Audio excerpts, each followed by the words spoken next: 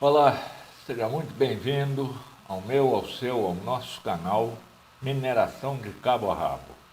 Meu nome é Carlos Renick, sou técnico em mineração, gestor ambiental, nasci para a mineração em 1954. É um prazer ter você aqui novamente. Hoje nós vamos para a nossa aula de número 7, tá?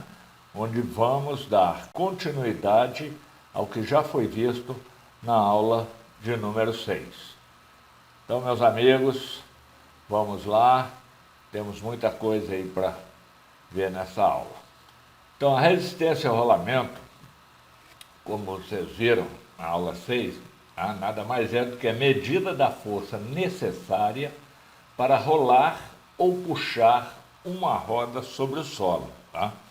E essa força é afetada pelas condições do solo e pela carga. Quanto mais uma roda afunda no solo, maior a resistência ao rolamento. E nesse caso aqui, eu quero frisar para vocês, tá? Essa parte aqui, ó, condições do solo, tá? Então, é importante, é muito importante que vocês levem em consideração a situação das estradas para poder ter um bom desempenho do equipamento. E continuando, nós vamos estar vendo aí os tipos de terreno, tá? E as resistências que eles opõem ao equipamento. Então, se você tem uma via de asfalto ou concreto, você vai ter uma resistência baixa, tá? Então, o K aí, que seria o quilograma-força por tonelada, estaria em torno de 20. Uma terra seca, firme, ele estaria em torno de quê? De 30. Solo seco e solto, 40. Aterro sem compactação, vocês veem que praticamente já dobra aí, ó, 80 kg-força por tonelada. E terra muito úmida e mole, aí a coisa fica feia, tá? Nós vamos para 160 kg-força por tonelada. O que isso quer dizer? Quer dizer que a resistência ao rolamento, muitas vezes, é o equivalente a uma rampa adversa. Então, para tanto, basta considerar que a cada 10 kg-força por tonelada equivale uma rampa de 1%. Ainda sobre o slide anterior, tá? E eu já falei isso aqui em aulas anteriores. Porque a preocupação grande de um profissional que trabalha na mineração com supervisão de escavação, carga e transporte tem que ser em manter as pistas, tá, nas melhores condições possíveis.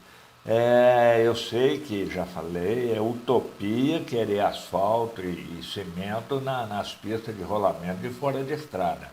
Mas você pode trabalhar a drenagem nos períodos secos para evitar que os períodos de chuva, onde se tem os maiores problemas, tá, que você tenha um aumento considerável do custo. Então, um detalhe importante aí, que não é preciso que o pneu realmente afunde ou penetre na superfície do solo, tá, para que isso aumente a sua resistência ao rolamento. Se a superfície da estrada flexionar sobre a carga, o efeito é quase o mesmo. O pneu fica sempre rolando morro acima. E isso é muito comum naquelas regiões, também já foi dito, de borrachudos na estrada. Então, é fundamental que a pessoa que está na frente, supervisionando os trabalhos de lavra,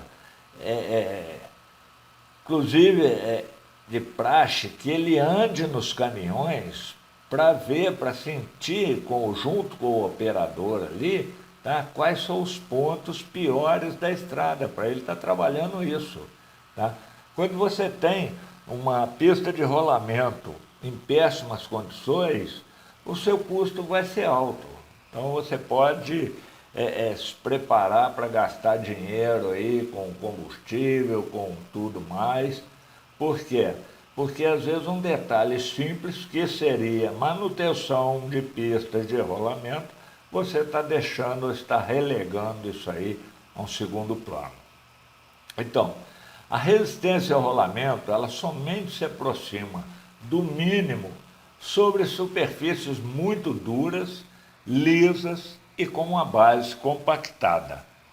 Frisando novamente, tá? Muitas vezes você tem condições de estar mantendo as suas pistas nessa situação, ou seja, lisas e bem compactadas.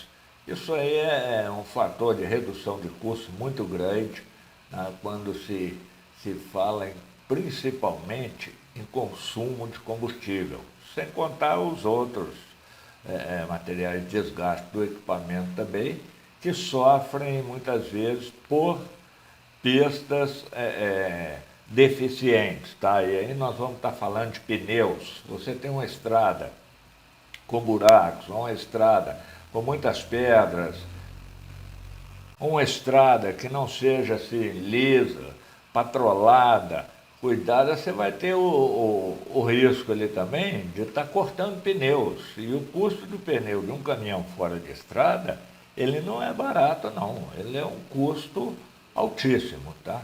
Então é fundamental ter essa visão de que as pistas de rolamento devem ser as melhores possíveis dentro da realidade de cada mineração, tá? Não adianta querer fazer milagre, não. Você, dentro da sua realidade, você tem que procurar fazer o melhor possível. Agora, analisando isso aí, nós temos o quê? A resistência total, que nada mais é do que a soma das resistências, tá? É o efeito combinado da resistência e da resistência de rampa. E ele pode ser calculado somando-se os dois valores de modo a obter a força de resistência em quilograma-força.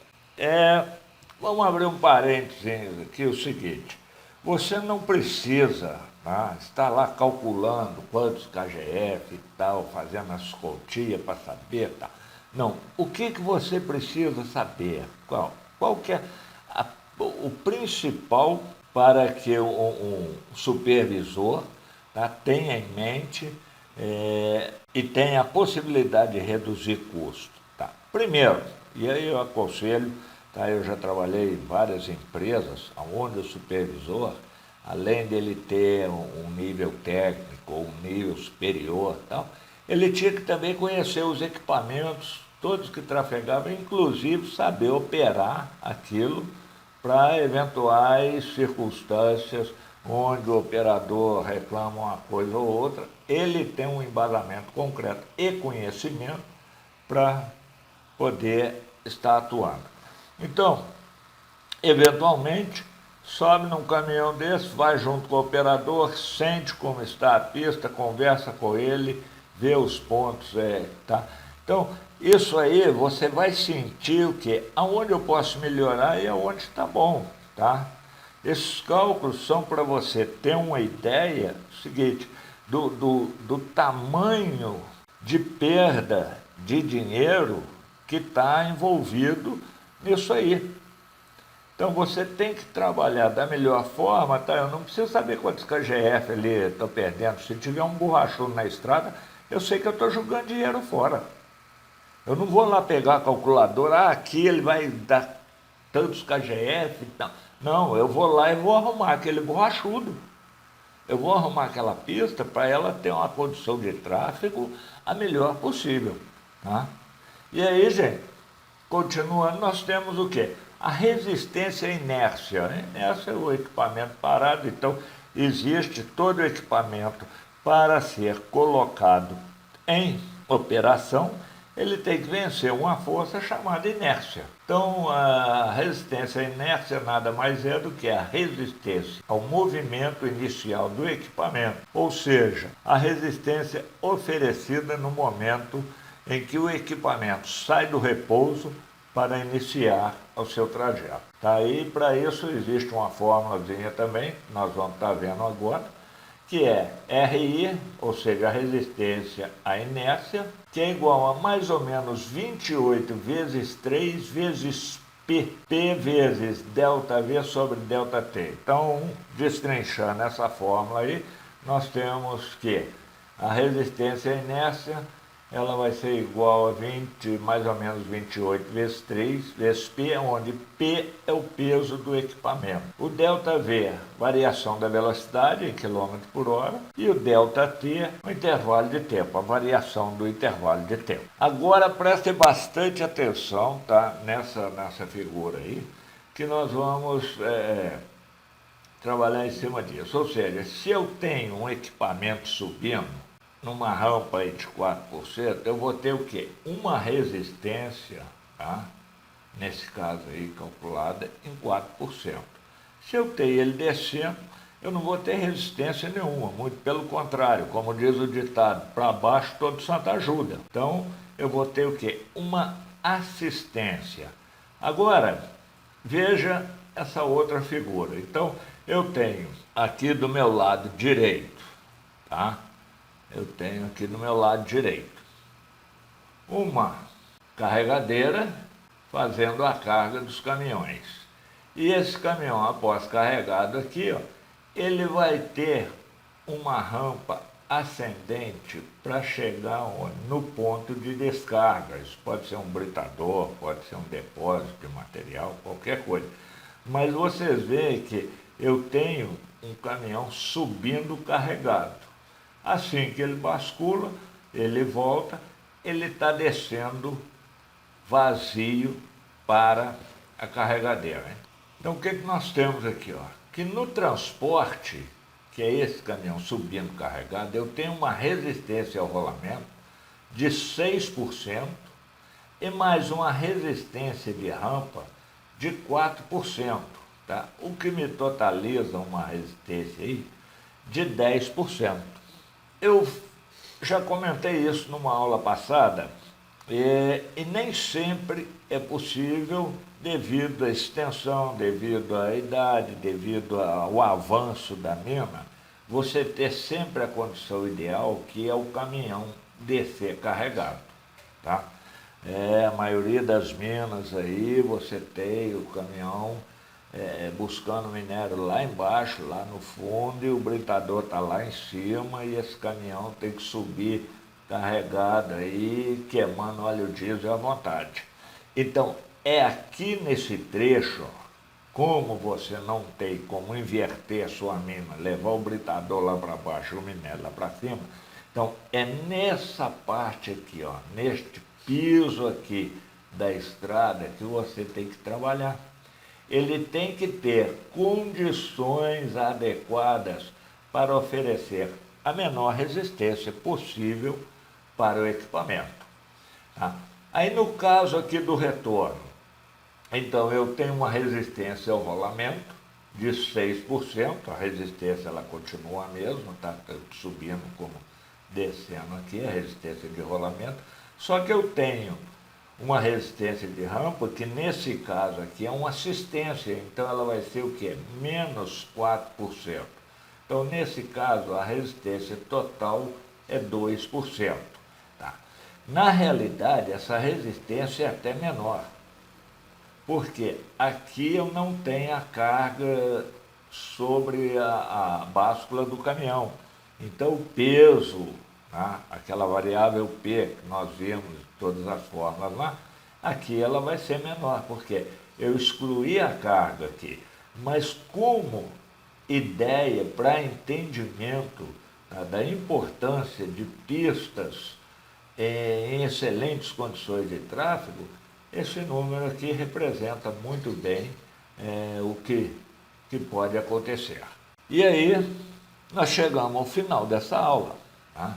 Então, na próxima aula, aula número 8, nós vamos falar sobre condição de movimento do equipamento, ou seja, condições de movimento dos equipamentos, tá? E nessa aula eu acho que ficou bem claro, né, com relação às resistências todas, e aí, como eu disse, eu não preciso andar com a calculadora ali, tal, fazendo a continha de quanto o caminhão está. Não, eu ando no caminhão, que converso com o operador, vejo a situação do caminhão nas pistas, onde ele tem que usar uma aceleração mais forte para vencer determinado obstáculo na pista ali, e trabalho o quê? A melhoria das pistas de rolamento. Isso é fundamental, isso aí é o A, E, I, O, U para qualquer profissional que trabalha com supervisão de lavra. Primeiro lugar, são praças e estradas em condições ideais de tráfego para que se possa ter um bom resultado. Bom, quero agradecer a você que está nos acompanhando nesse curso, tá? E espero você na aula de número 8. Muito obrigado e até a próxima. Vamos lá.